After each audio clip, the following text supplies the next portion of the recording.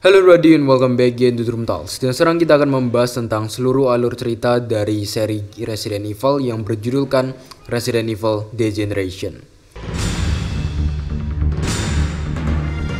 Nah, sebelum kita membahas topik kali ini, aku mau bilang terima kasih banyak kepada James Bond Video yang sudah merequest topik kali ini.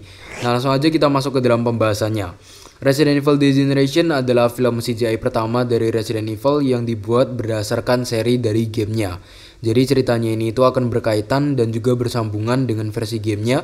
Tidak seperti film live action yang dimiliki oleh Resident Evil yang menurutku ceritanya memang agak-agak aneh ya, dan juga bisa dibilang mungkin spin-off juga dari Resident Evil. Nah, Resident Evil ini itu tayang pertama kali di Jepang pada tanggal 11 Oktober 2008, tepatnya di Tokyo Game Show, dan seminggu kemudian yaitu tanggal 18 Oktober 2008 akhirnya ditayangkan di seluruh dunia. Latar waktu yang diambil dari kisah Degeneration ini adalah 7 years after Raccoon City yang merujuk pada 7 tahun setelah dinuklirnya si Raccoon City ini, yaitu tahun 1998, yang artinya Resident Evil Degeneration itu settingnya ada pada tahun 2005 atau 1 tahun setelah kejadian di Resident Evil 4. Nah, di kisah ini Claire itu sudah menjadi anggota dari sebuah organisasi anti-bioteroris non-government yang bernama TerraSafe. Pada saat itu, Claire itu baru saja sampai di Harvardsville Airport untuk bertemu dengan seorang teman. Teman yang hendak ditemui Claire ini sebenarnya juga adalah salah satu anggota dari TerraSafe juga. Dan di sana itu waktu bertemu dengan Claire di bandara, dia ini juga sedang membawa keponakannya, yaitu seorang anak perempuan yang bernama Rani Kaula. Nah, saat menunggu temannya yang katanya akan menyiapkan sebuah limosin sambil menonton berita, Claire ini kemudian mendengar seseorang di sebelahnya yang tiba-tiba berkomentar tentang berita yang ditonton itu. Keduanya pun berbicara dengan singkat kemudian berpisah, yaitu orangnya langsung izin untuk pergi. Nah, di sisi lain ditunjukkan juga ada sebuah pesawat yang hendak mendarat di bandara itu, yaitu di Harvardsville Airport ya. Di dalamnya itu saat seorang pramugari hendak mengecek penumpang, tiba-tiba ada seorang pria yang terlihat tidak sehat. Nah, pria itu ternyata sudah terjangkit T-virus dengan cukup parah, atau bisa dibilang dia ini sudah sampai di puncaknya dan sudah hampir menjadi zombie gitu. Akhirnya dia ini meminta pertolongan pada pramugari itu untuk mengkontak Will Pharma, yaitu adalah sebuah perusahaan obat-obatan di sini yang juga baru dikenalkan juga di Resident Evil Degeneration ini. Nah, akhirnya lanjut lagi, kembali di bandara lagi, ada seorang pria bernama Davis yang merupakan seorang senator atau majelis tinggi yang mendukung perusahaan Will Pharma. Pada saat itu ada kerumunan orang yang terus melakukan aksi demonstrasi di sekitaran bandara, dan diantaranya itu banyak juga yang merupakan anggota dari TerraSafe. Jadi TerraSafe ini benar-benar menolak keras si Will Pharma, perusahaan Will Pharma itu perusahaan obat-obatan ini, dan di sana itu mereka juga sedang memprotes seseorang bernama Davis karena mendukung Will Pharma. Nah, demonstrasi itu dilakukan atas protes mereka terhadap Davis yang terlibat dan mendukung berjalannya Will Pharma yang diduga-duga itu sedang melakukan penelitian untuk mengembangkan kembalinya T-virus. Jadi Will Pharma ini dituduh atau memang menurutnya mereka itu sedang mengembangkan T-virus lagi untuk lagi-lagi menghancurkan dunia lagi seperti yang dilakukan oleh Umbrella. Karena pada saat itu Umbrella juga sudah bangkrut. Jadi semacam dilanjutkan oleh Will Pharma ini. Nah, akhirnya Davis yang hendak keluar secara diam-diam untuk menghindari kerumunan orang-orang yang sedang memprotesnya. Kemudian itu dilihat oleh Rani Kaula ini, dan seketika juga Rani langsung menuju ke arahnya dan mengatakan bahwa orang jahat yang ada di TV itu ada di bandara ini dengan suara yang cukup keras. Hal ini tentunya menarik perhatian para banyak reporter televisi yang ada di sana dan langsung menuju ke Davis berbondong-bondong, dan mereka ini langsung hendak menanyai si Davis tentunya tentang perihal demonstrasi ini juga. Nah, namun tiba-tiba ada sebuah zombie yang datang ke arah Davis yang tentunya membuat Davis juga ketakutan ya. Claire yang melihat itu langsung mendekatinya dan melepas topeng zombie itu, yang akhirnya membuatnya langsung ditangkap oleh security yang ada di sana. Dia ternyata hanyalah seseorang yang terlibat dalam demonstrasi yang ingin menakut-nakuti Davis dengan berpakaian seperti zombie. Claire kemudian juga hendak ditangkap oleh security di bandara karena dianggap terlibat dalam hal yang membuat resah ini. Nah, saat hendak ditangkap, tiba-tiba ada lagi sebuah zombie yang menghampiri Davis, tapi kali ini itu zombie yang asli. Pada saat itu orang-orang atau security juga beranggapan kalau itu lagi-lagi anggota dari seorang yang berdemo atau yang sedang melakukan aksi protes, yang juga lagi-lagi bercanda lagi menggunakan topeng zombie. Tapi ketika dia ini mencoba untuk melepas topeng itu, ternyata ini adalah zombie asli. Dan akhirnya zombie itu dengan cepat langsung menggigit security tersebut dan seorang bodyguard milik Davis. Dan hanya dalam waktu yang singkat juga kawanan zombie itu kemudian mulai berdatangan dan membunuh beberapa orang lainnya yang ada di bandara dan akhirnya menyebabkan kekacauan besar di bandara. Nah, saat di tengah kekacauan ini, tangan Claire itu tiba-tiba dipegang oleh Davis yang meminta tolong pada Claire agar menyelamatkannya. Pada saat yang bersamaan juga, sebuah pesawat tiba-tiba menabrak masuk yang menyebabkan kekacauan ini jadi lebih besar lagi. Pintu pesawat itu terbuka dan mengeluarkan semua penumpang yang sudah menjadi zombie. Di sana ini Claire langsung ketakutan tentunya ya. Benar-benar shock banget melihat banyaknya zombie yang ada di bandara itu. Akhirnya Claire, Rani, Davis dan juga seorang asisten dari Davis yang juga seorang wanita juga. Akhirnya mereka ini mengungsi di sebuah ruang VIP bandara sampai malam karena bandara itu sudah di lockdown. Saking banyaknya kekacauan yang terjadi di dalamnya. Nah, di sisi lain ditunjukkan ada 2 orang anggota dari SRT, yaitu Special Response Team, bernama Greg dan juga Angela, yang sedang mendiskusikan hal ini di dalam sebuah tenda. Di tengah diskusi itu, Leon tiba-tiba masuk dan memperkenalkan dirinya sebagai seorang agen yang diutus langsung oleh pemerintah untuk memimpin tugas mereka. Jadi Leon itu benar-benar sudah dipercayai oleh pemerintah untuk melaksanakan banyak banget tugas-tugas gitu untuk menjadi agennya mereka. Sebenarnya ini sudah mulai dari si Operation Heavier yang kalau misalnya kalian penasaran, itu pertama kalinya Leon itu dicomot sama pemerintah untuk melaksanakan tugas. Kalian bisa aja langsung ke cards di atas atau link di bawah. Nah, lanjut lagi, Leon itu langsung berkata bahwa ia hanya ingin Angela dan Greg yang membantunya dalam melaksanakan tugasnya.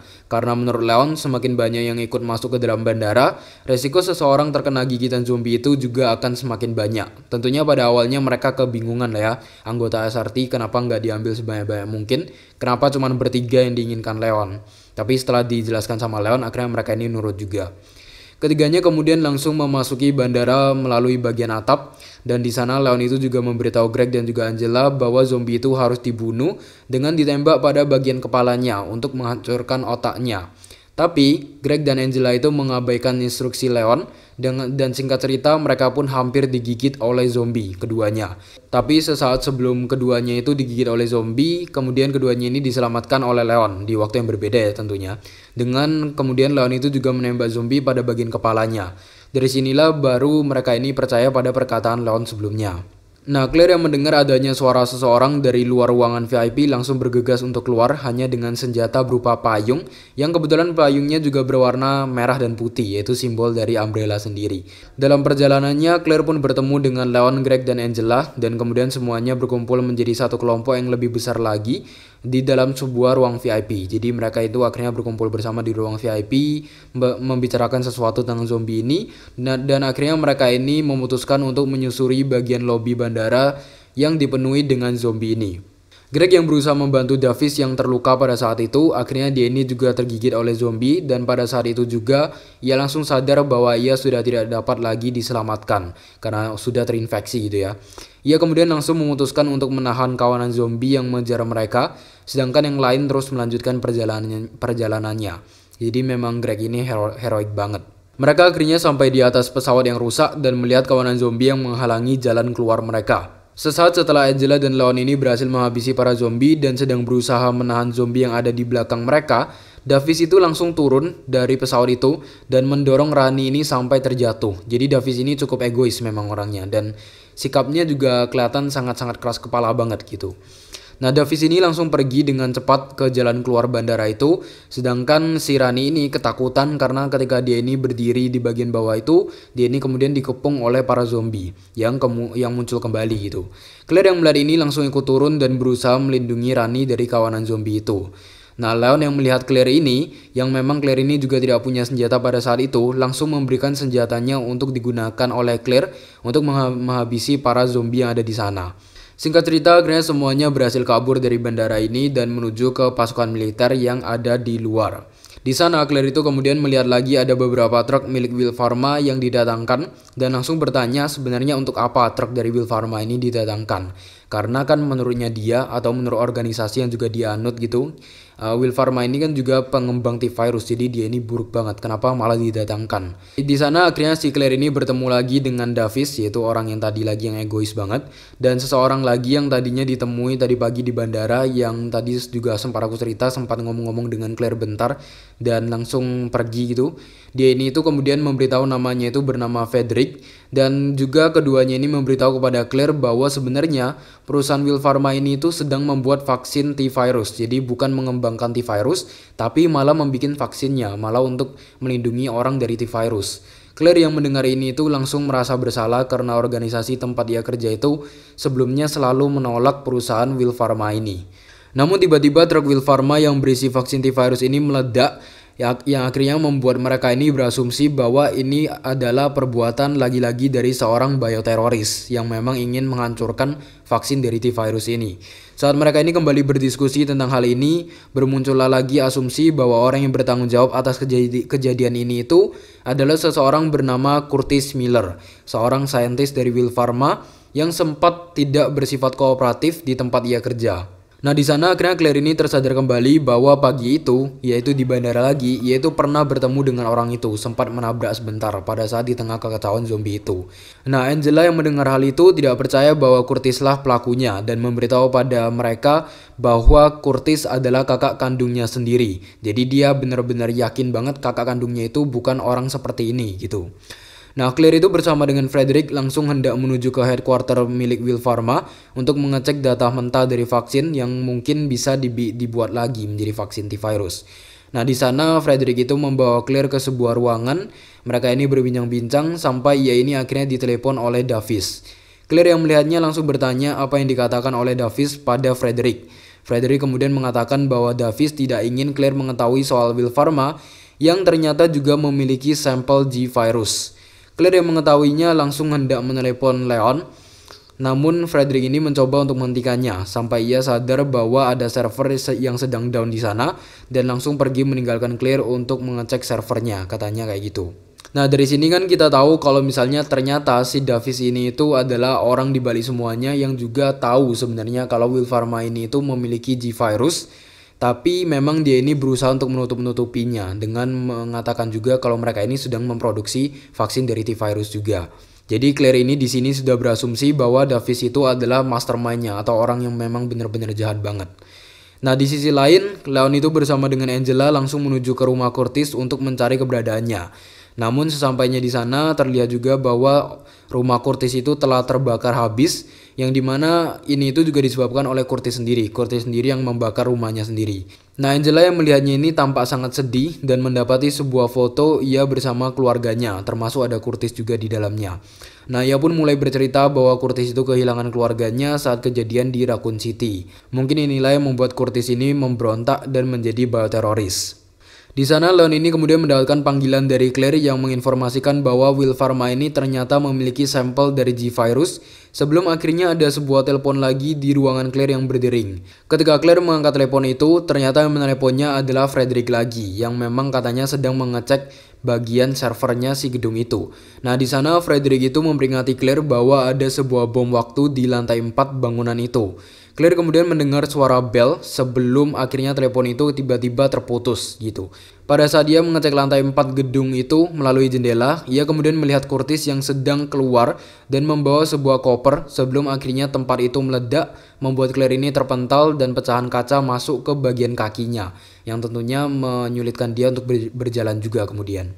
Nah, Leon yang tahu bahwa ada sesuatu yang tidak beres dengan Claire langsung menuju ke gedung itu bersama dengan Angela.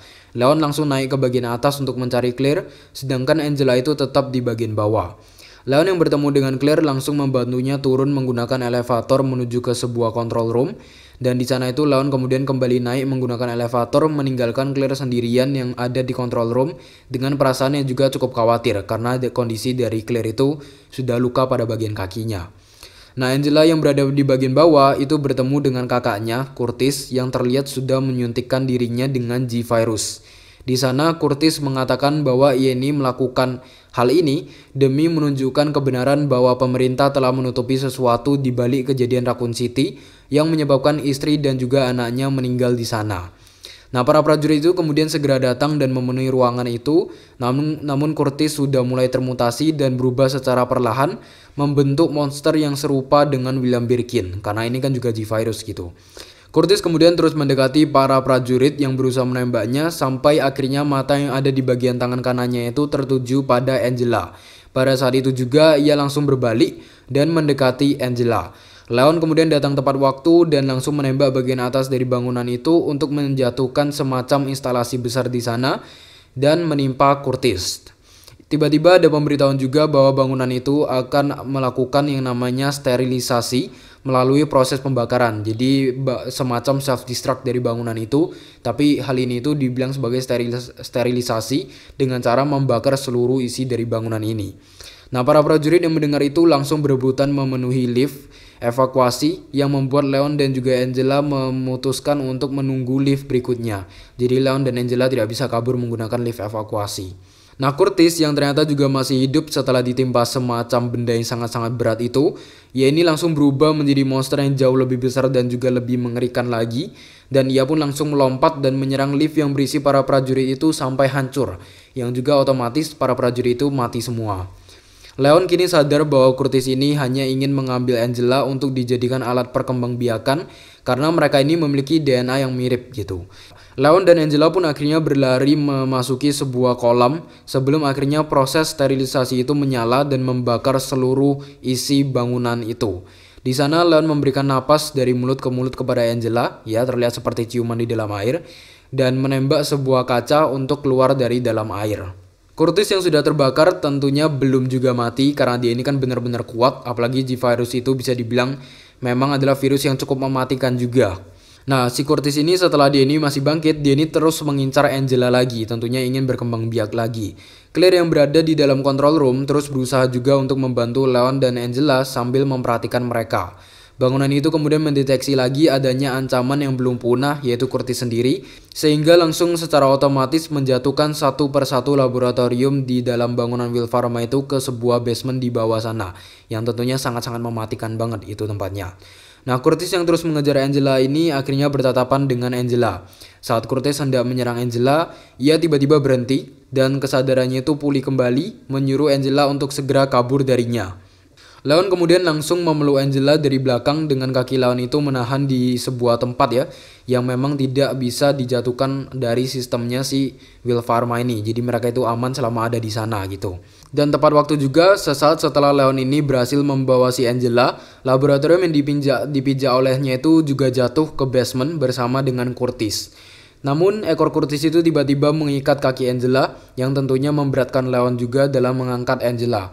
Angela langsung menyuruh Leon untuk melepaskan tangannya, meninggalkan dirinya jatuh bersama Curtis. Di sini itu tentunya Leon ini tetap bersikeras untuk membantu Angela dengan mengatakan moto dari Curtis yang juga sempat dikatakan oleh Angela pada Leon, yaitu if you don't try to save one life, you'll never save any. Dan segera menembak kepala Curtis yang menyebabkan Curtis ini akhirnya terlepas dari Angela dan jatuh hingga ke basement bawah dan akhirnya dia mati gitu.